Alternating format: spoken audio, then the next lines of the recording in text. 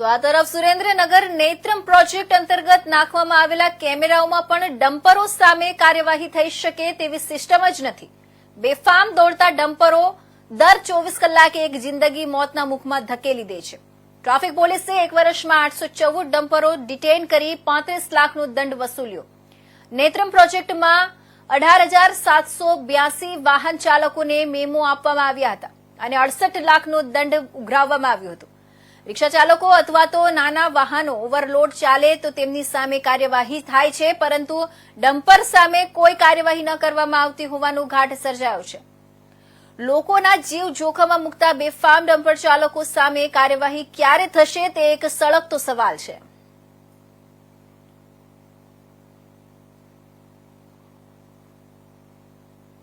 જે નેત્રમ દ્વારા camera fitting કરવામાં આવ્યા છે, તેમાં શહેર અને ગ્રામીણ વિસ્તારમાં કુલ 242 થી વધુ કેમેરાઓ આવેલા છે.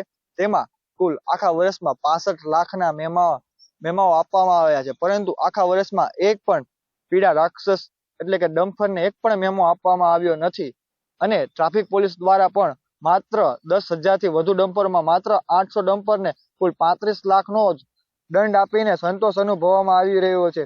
નાના રિક્ષા ચાલક હોય અથવા બાઇક ચાલક હોય, તેમને નેત્રમ દ્વારા જે મેમા પહોંચાડવામાં આવે છે તે ઘર લગીને પહોંચી જાય છે, પરંતુ આખા વર્ષમાં એક પણ ઓવરલોડેડ અથવા ગેરકાયદેસર કાયદાનો ભંગ કરતા ડમ્પરને મેમો ફાળવામાં આવેલો નથી. પર્વત સંધિ, ઇન્ડિયા ન્યૂઝ ગુજરાત, સુરેન્દ્રનગર.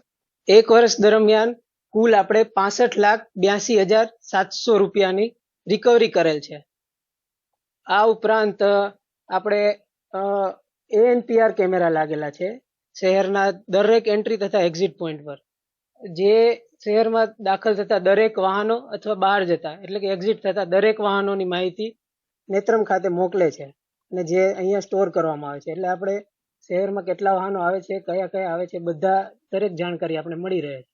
કેટલા કેમેરા લાગ્યા? નેત્રમ અંતર્ગત આપણે ટોટલ 257 કેમેરા વિવિધ જગ્યાએ લાગેલા છે, જેમાં 3 પ્રકારના કેમેરા છે. એક ફિક્સ કેમેરો છે, એક PTZ કેમેરો છે અને ANPR એટલે કે ઓટોમેટિક નંબર પ્લેટ રેકોગ્નાઇઝેશન. એ 3 પ્રકારના કેમેરા લાગેલા છે. સાહેબ, આપે વાત કરી કે આરટીઓના નિયમ મુજબ જે ના હોય તેને પણ મેમો આપવામાં આવે છે. તો જે ડમ્પરનું હાલ જાહેરનામું ચાલે છે કે 6 વાગ્યા પછી ના પસાર થવા જોઈએ, પણ 6 વાગ્યા પછી પસાર થાય છે તે આપણે નેત્રમ કેમેરામાં આવતા હશે, તો એવા કેટલા મેમા ઇસ્યુ કર્યા?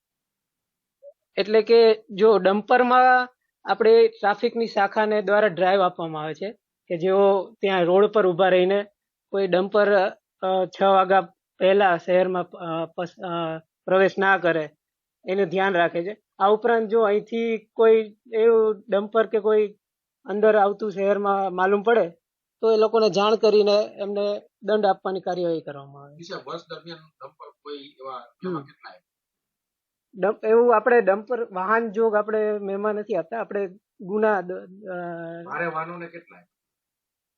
ભારે વાહનોને આપણે જે એનો ગુનો કર્યો હોય ને એ પ્રમાણે મેમા આપીએ છીએ, વાહન જોગ નથી આપતા. એટલે ગુનામાં કેવું કે સપોઝ નંબર પ્લેટ ખોટી હોય, ફોનમાં વાત કરતા હોય, સીટ બેલ્ટ ના પહેર્યો હોય, એને જોગ આપણે મેમો આપીએ છીએ. ઓવરલોડ વાહન હોય તો આપો છો? ના, ઓવરલોડ વાહન રિક્ષામાં અને એમાં આપીએ છીએ કે ડ્રાઈવરની પાસે બેસાડેલા હોય કે એ રીતે. ડમ્પર ચાલકમાં ટ્રાફિકની જે શાખાની ડ્રાઈવ હોય છે એ લોકો દ્વારા મેમો આપે છે ત્યાંથી, કારણ કે નેત્રમ દ્વારા લોકો